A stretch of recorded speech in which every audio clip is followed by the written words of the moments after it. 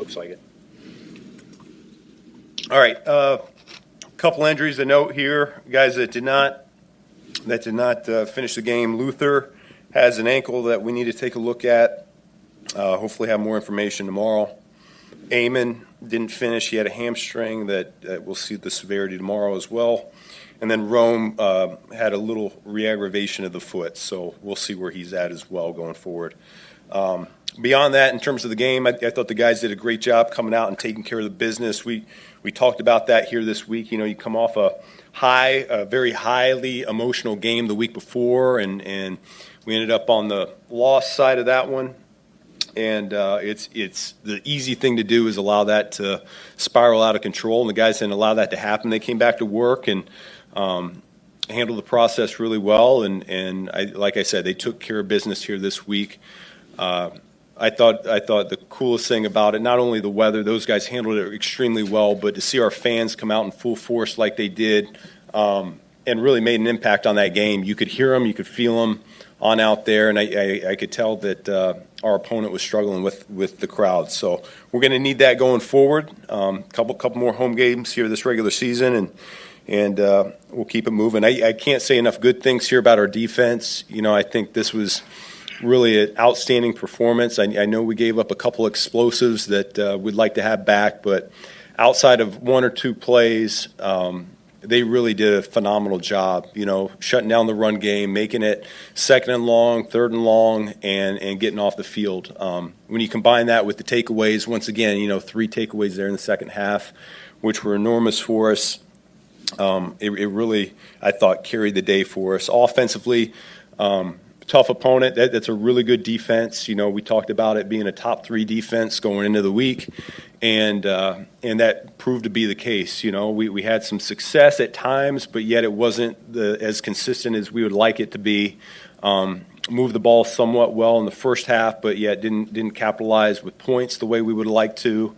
And in the second half, we were able to find a couple more opportunities for points. So all in all, I thought it was a pretty good day. Special teams came through for us. Duvernay had some big returns. Our kickoff unit once again showed why we believe they're a weapon for us, and so that was really encouraging to see as well. So I'm going to go ahead and open it up from there. We see a lot of Caleb putting with the accuracy, just putting the ball where it would lead the receivers into more yards. Did I see that today? Is that what you? Yeah. Once again, I got to go back and I got to look at it. Sometimes my perspective doesn't always show that for me, but yeah, I thought he did a good job finding some open guys, and it did feel like we had a little bit more run after catch here this week than what we've maybe had over the last few weeks, and so usually that's a good sign. What was your perspective? A game where everything kind of looks a little better, a little sharper for him, passing wise, can be a step forward after this? Yeah, once again, I got to go back and look and see if that is the case. Where I know our completion percentage is maybe a tick higher than what it's been, so that's a good thing. But you know, we'll go back, we'll find out what we did well and what we need to clean up. But there's a number of areas. You know, you win a game 31-3, and yet there's still a number of areas where we need to address, and we need to continue to get better as a team. What was your perspective on that second touchdown pass to DJ, where Caleb goes right and just makes that kind of ridiculous throw? Yeah, no, it reminded me a little bit of was it Philly that he threw it to OZ in the back of the end zone? You know, he's rolling to his right, and we just barely missed OZ. I think that was Philly, and similar type concept where he's rolling to his right, and he finds the guy on the back of the end zone behind him like that, and I would say 99% of quarterbacks, you tell them don't even waste your time looking back there and trying to make that throw. There's usually bad things that happen, and yet he's got the ability to make that throw. And DJ made a heck of a play there right on the back line as well. So yeah, that was one of those highlights. We'll find out more tomorrow. I really don't know. I really don't know right now how the extent of it. You know, something like that happens right before a game, and you're solely focused on getting the next guy ready to perform at a high level. It's 2 weeks in a row that's happened to really important players. How frustrating is that? How do you kind of process that? I really don't process it. All I think about is what we need to do to win the game.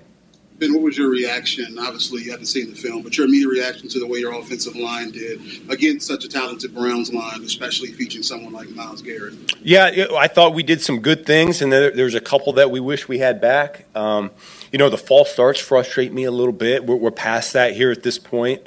And then we have a ball handling snafu there in the second half. That can't happen. I mean, those are things that those should be behind us now at this point. Those guys know that. They understand that, because when you face these good defenses, these good teams, you really can't give them anything. You don't have any mulligans. And so other than that, though, I do think those guys came out and battled. I think they were looking forward to the challenge. You talk about all week how fast the linebacking crew is that we were going against, and how you got to take the proper angle.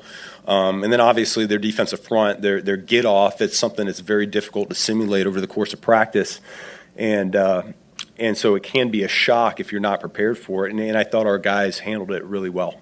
How intentional was it at the beginning of the week to set a tone when you said that you were desperate for a victory, to create that sense of urgency that you guys showed today? Yeah, our guys understand it. They know where we are in the season. They know what's out in front of us, and they know how competitive the NFC is. So it doesn't take much from the head coach at this point. They get it, And I've been saying all along, we got some veteran leaders that they've been here, they've done that, they've won games, they've been close before, and so I think we got a really good big picture view of where we are and where we're going and what we need to do in the here and the now. Does winning 10 games mean anything to you? Not really. we're on to the next one. It's 10's great, but it's not enough. What impressed you most about DeMarco's play on the leaping interception when he tipped it up to himself? Yeah, I think that was a game changer to me. You're always looking for a little bit to spark your team, ignite your team there, and in the second half, that's really what it was.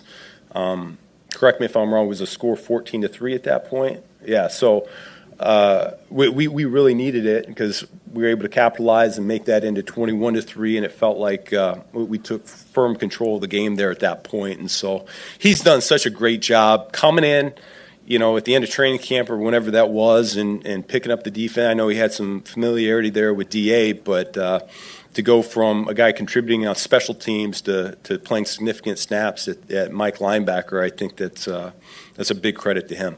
Then you guys have 3 huge games left.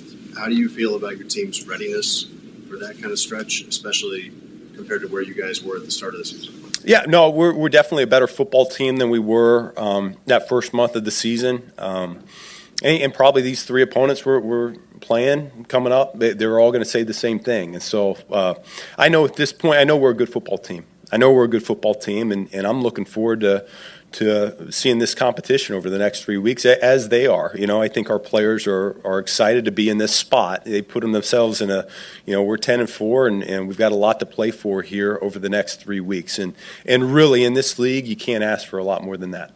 We talked a lot about DJ last week and the lack of production. And you kind of, these things happen the way games go. Did you foresee this at all, the way he was going to play today and the kind of production? I think he's been playing this way every week, and it's just we haven't been able to get him the ball or get the ball in his hands. And so we're able to target him a few more times, and he came through with some big plays for us. And, hopefully sometimes these things come in bunches. You kind of have a dry spell, and then all of a sudden he could come on hot here over the next 3 games and just really take off. And that's the way it tends to happen, which